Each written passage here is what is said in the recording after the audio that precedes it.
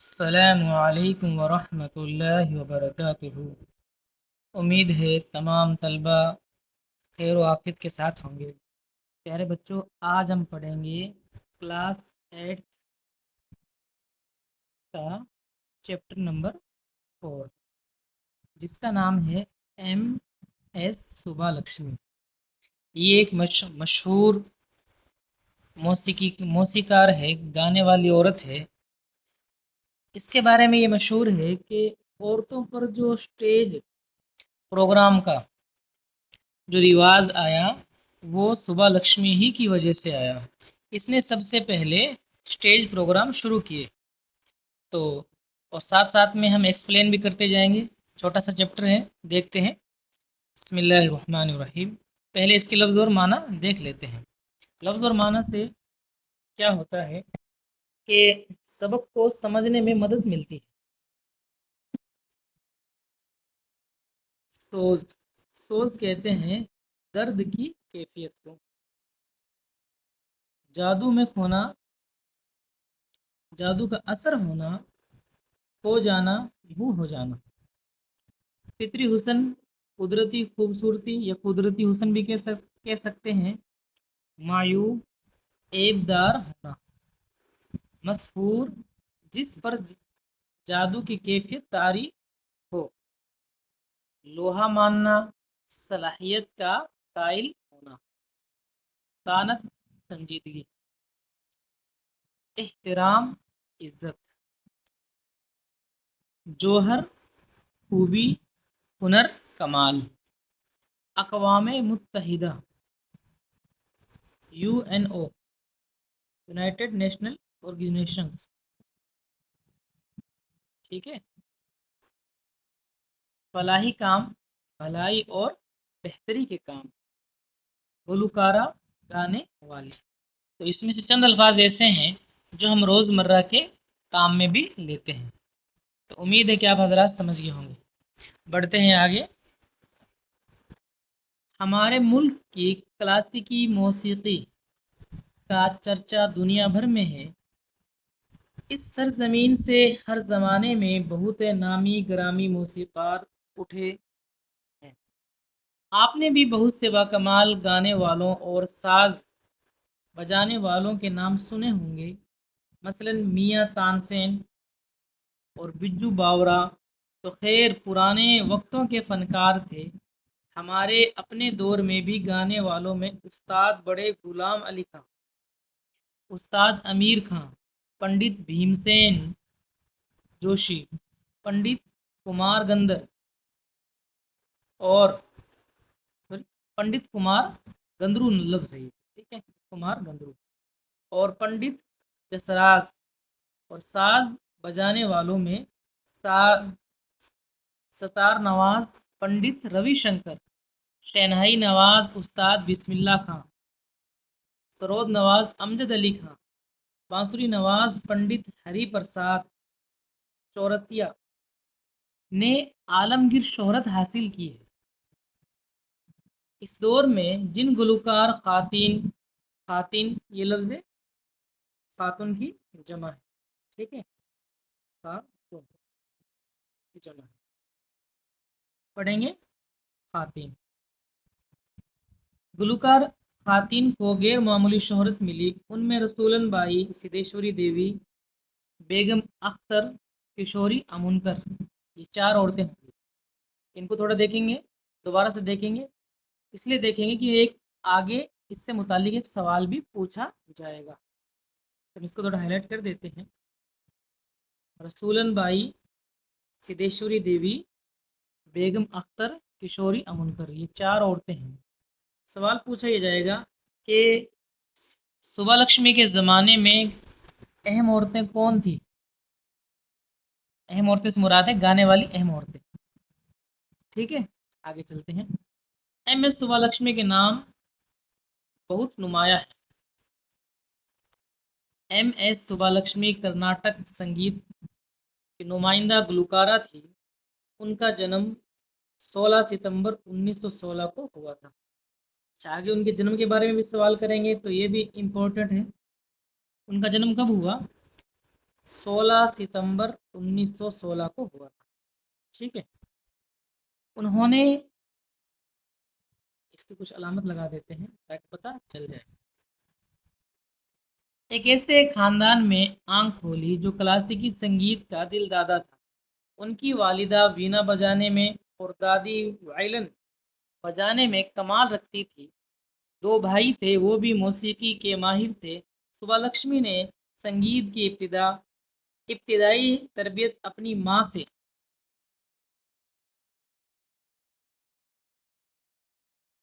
حاصل کی۔ اس کے بعد انہوں نے اس زمانے کے مشہور گلوکار سرینواس اینگر کی شاگردگی اختیار کر لی۔ جب وہ صرف 15 برس کی تھی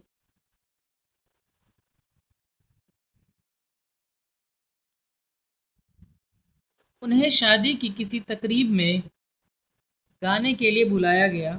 وہ 2 گھنٹے تک گاتی رہی۔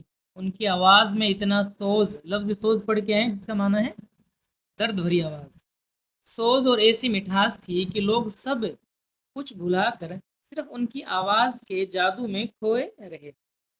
سبھا لکشمی کی آواز اور گائکی میں فطری حسن تھا، فطری حسن قدرتی خوبصورتی۔ جب ان کے وطن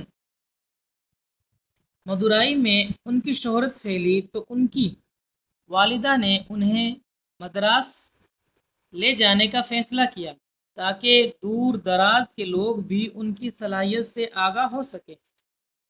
اس زمانے میں اسٹیج پر عورتوں کے گانے کا رواج نہیں تھا، ہاں اسٹیج پر گانے کا رواج نہیں تھا پہلے، یہ سبھا لکشمی ہی کے ذریعے شروع ہوا ہے۔ لوگ اسے معیوب سمجھتے تھے، معیوب کا معنی پڑھ کے آئے ہیں ایبدار۔ سبھا لکشمی نے اس روایت کو توڑنے کا ارادہ کیا اور اسٹیج پر اپنے فن کا مظاہرہ کرنے کی ٹھان لی۔ آگے یہ سوال بھی آئے گا کہ اس نے کون سی نئی روایت قائم کی، تو ہم نشان لگا لیتے ہیں یہاں سے، اسٹیج پر توڑنے کا ارادہ کیا اور اسٹیج پر اپنے فن کا مظاہرہ کیا، ٹھیک ہے۔ ہم اس کا جواب تھوڑا اپنی طرف سے لکھ سکتے ہیں۔ اس کا جواب یہ ہوگا کہ سبھا لکشمی نے اسٹیج پر گانے کی نئی روایت کو قائم کیا، اس سے پہلے اسے معیوب ایبدار سمجھا جاتا تھا، ٹھیک ہے دوستو۔ مظاہرہ کرنے کی ٹھان لی، سننے والے مسحور ہو گئے۔ بہت جلد سبھا لکشمی نے اپنی صلاحیت کا لوہا منوایا اور ان کے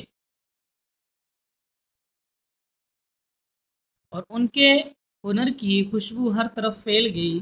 ان کی شخصیت میں غیر معمولی متانت اور پاکیزگی تھی۔ لوگ ان کی آواز سے محبت کرتے تھے اور انہیں احترام کی نظر سے دیکھتے تھے۔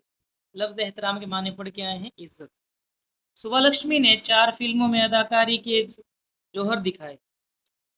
ان کی پہلی فلم تھی سیوا سدانم جو 1938 میں آئی۔ اچھا، اب یہ فلموں کے بارے میں بھی سوال کریں گے، انہوں نے کتنی فلموں میں کام کیا، تو انہوں نے 4 فلموں میں کام کیا، بتا رہے ہیں۔ ان کی پہلی فلم سیوا سدانم 1938 میں آئی۔ ان کی دوسری فلم شکنتلائی، تیسری ساوتری اور چوتھی میرا ہے، یہ جواب ہے اس کا، ٹھیک ہے۔ پھر انہوں نے اداکاری چھوڑ دی اور اپنے آپ کو موسیقی کے لیے وقف کر دیا۔ سبھا لکشمی کو ملک کا سب سے بڑا اعزاز بھارت رتن پیش کیا گیا۔ اس کے علاوہ انہیں پدم شری، رمن میگسیسی ایوارڈ اور سنگیت کلانری ایوارڈ بھی دیے گئے۔ 4 ایوارڈ دیے گئے، سوال بھی آگے کریں گے۔ تو ان کو ایک تو دیا گیا بھارت رتن اور پدم شری، رمن میگسیسی ایوارڈ اور سنگیت کلانری ایوارڈ، ٹھیک ہے۔ تو یہ بھی ایک سوال کا جواب ہوگا۔ انہیں اقوام متحدہ کے ایک جشن میں گانے کے لیے خاص طور پر مدعو کیا گیا، دعوت دی گئی۔ 1944 میں سبھا لکشمی کی ملاقات گاندھی جی سے ہوئی۔ انہوں نے گاندھی جی کے لیے کئی بھجن گائے اور کئی فلاحی کاموں میں حصہ لیا۔ فلاحی کا معنی ہم پڑھ کے آئے ہیں، آپ دیکھیں کیا ہے اس کا معنی، آپ کو کچھ یاد رہتا ہے کہ نہیں رہتا، یہ بھی ہم چیک کریں گے۔ पंडित जवाहरलाल नेहरू भी सुबह लक्ष्मी के कदरदान थे। 2003 में इस बेमिसाल गलूकारा का इंतकाल हो गया, उनकी कमी हमेशा महसूस की जाएगी। सबक हो गया दोस्तों मुकम्मल। ठीक, अब इसके सवाल जवाब देखते हैं। सवाल जवाब हम देखेंगे, ये गाइड से देखेंगे, और गाइड बुक कौन सी है आपको पता ही है, मुहिम गाइड। बिल्कुल आसान आसान सवाल हैं, आप देख सकते हैं। ठीक है, खालिस्तान भी इजी से ही है। फिर जुमलों में इस्तेमाल करना, झेल के अल्फाज आपके सबक में आए हैं। ठीक है, आप इसको अच्छी तरीके से पढ़ सकते हैं। आप देख सकते हैं मुहिम गाइड कक्षा 8 के लिए, बाकी है कक्षा 6 से 12 के लिए मिल जाएगी आप। तो बढ़ते हैं सवालों की तरफ। सवाल नंबर 1, सुबह लक्ष्मी का जन्म कब हुआ? तो ये हमने उसी सबक में भी बताया था। सुबह लक्ष्मी का जन्म 16 सितंबर 1916 को हुआ था। दूसरा सवाल, सुबह लक्ष्मी ने कौन सी नई रिवायत कायम की? ये भी हमने सबक में बताया था। स्टेज पर औरतों के गाने की रिवायत को कायम किया। अब पूरा, अब जब इसका जवाब लिखेंगे तो कैसे लिखेंगे देखेंगे। जवाब ये, उस जमाने में स्टेज पर औरतों के गाने को बुरा समझा जाता था, लेकिन सुबह लक्ष्मी ने इस रिवायत को तोड़कर स्टेज पर गाने की शुरुआत करके एक नई रिवायत कायम की। इजी सवाल है दोस्तों, साथ साथ याद भी कर लेंगे। सवाल नंबर 3, सुबह लक्ष्मी ने किन फिल्मों में अदाकारी की? तो 4 फिल्मों में अदाकारी की थी, ये हमने बताया भी था। तो पहली जो फिल्म है सेवा सदानम, दूसरी शकुंतलाई, तीसरी सावित्री, चौथी है मीरा। चारों में अदाकारी। ठीक है, क्वेश्चन नंबर 4, सवाल नंबर 4, सुबह लक्ष्मी को कौन कौन से एजाज पेश किए गए? तो 4 ही एजाज इनको पेश किए गए। एक तो भारत रत्न, पद्म भूषण, रमन मैगसेसे अवार्ड और संगीत कलानिधि।